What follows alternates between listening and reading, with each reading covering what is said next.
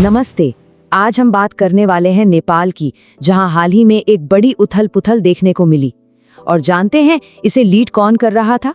वहां की सबसे यंग जनरेशन, जेन ज़ी। चलिए शुरुआत एक बहुत ही पावरफुल लाइन से करते हैं। नेपाल में लड़खड़ाती लोकतांत्रिक व्यवस्था, युवा जोश ने देश को सुलगाया। ये एक लाइन ना इस पूरी कहानी का सार है। ये सिर्फ एक प्रोटेस्ट नहीं था, ये उससे कहीं ज्यादा गहरा संघर्ष था। तो हुआ क्या? चलिए सीधे मुद्दे पर आते हैं और देखते हैं कि इन प्रोटेस्ट्स का अंजाम कितना नाटकीय और तेज था। देखिए सब कुछ कितनी तेजी से हुआ। सबसे पहले सरकार ने सोशल मीडिया प्लेटफॉर्म्स को बैन कर दिया और बस इसके जवाब में पूरे देश में जबरदस्त विरोध प्रदर्शन शुरू हो गए। गुस्सा इतना बड़ा कि सरकारी इमारतों तक को आग लगा दी गई और आखिर में इसी बढ़ते दबाव के चलते prime minister KP Sharma Oli को इस्तीफा देना पड़ा। सोचिए, एक फैसले ने पूरी सत्ता को हिलाकर रख दिया। लेकिन इस क्रांति की एक बहुत भारी कीमत भी चुकानी पड़ी। सिक्योरिटी फोर्सेस के साथ जो झड़पें हुई, उनमें कम से कम 19 लोगों ने अपनी जान गंवा दी। और प्राइम मिनिस्टर के इस्तीफे के बाद भी आप सोचिए, हालात काबू में नहीं आए।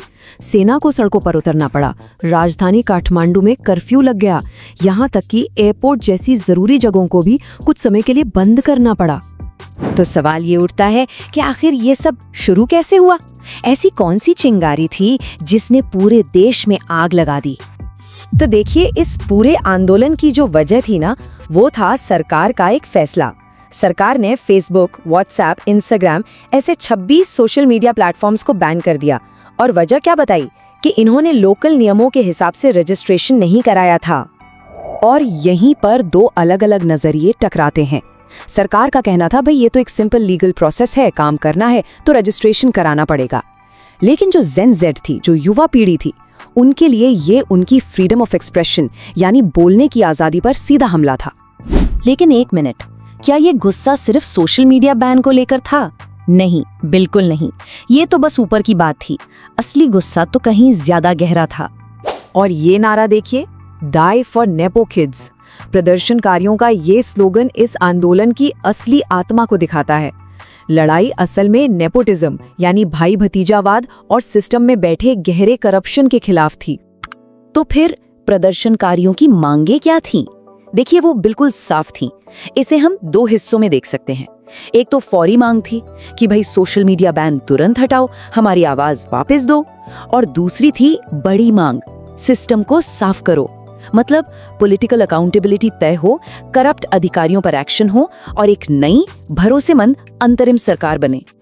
और ये लोग सिर्फ विरोध नहीं कर रहे थे, उनके पास एक प्लान भी था, एक विजन था। उन्होंने तो एक अंतरिम सरकार को लीड करने के लिए पूर्व चीफ जस्टिस सुशीला कार्की का नाम तक सुझा दिया था। अच्छा, जब नेपाल में ये सब चल रहा था तो दुनिया भी देख रही थी। तो चलिए देखते हैं कि इंटरनेशनल कम्युनिटी का इस पर क्या रिएक्शन रहा।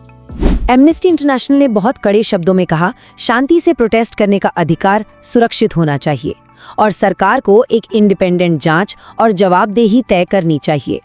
ये सीधा सीधा ह्यूमन राइट्स का मामला था। और सिर्फ एमनेस्टी ही नहीं, यूएन के ह्यूमन राइट्स ऑफिशियल्स और दूसरी ग्लोबल ऑर्गेनाइजेशंस ने भी इस हिंसा पर गहरी चिंता जताई और कहा कि भाई बातचीत से रास्ता निकालो। तो इन सब घटनाओं के बाद आज नेपाल एक चौराहे पर खड़ा है और ये जो कुछ भी हुआ, ये डेमोक्रेसी के भविष्य पर कई बड़े और जरूरी सवाल खड़ा करता है।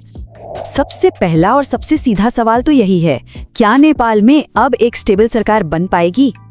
लेकिन बात सिर्फ सरकार की स्टेबिलिटी की नहीं है, सवाल उस नई पॉलिटिकल भूख का है जो युवाओं में जागी है। क्या वो भूख शांत हो पाएगी?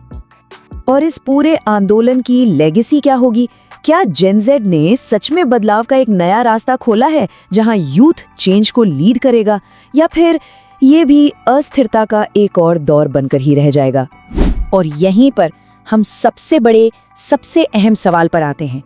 क्या डेमोक्रेसी अब अपनी इस नई उभरती हुई युवा शक्ति की ताकत को पहचानेगी, उसे सम्मान देगी? इस एक सवाल का जवाब आप सोचिए, सिर्फ नेपाल का ही नहीं बल्कि शायद दुनिया भर के कई लोकतंत्रों का भविष्य तय करेगा।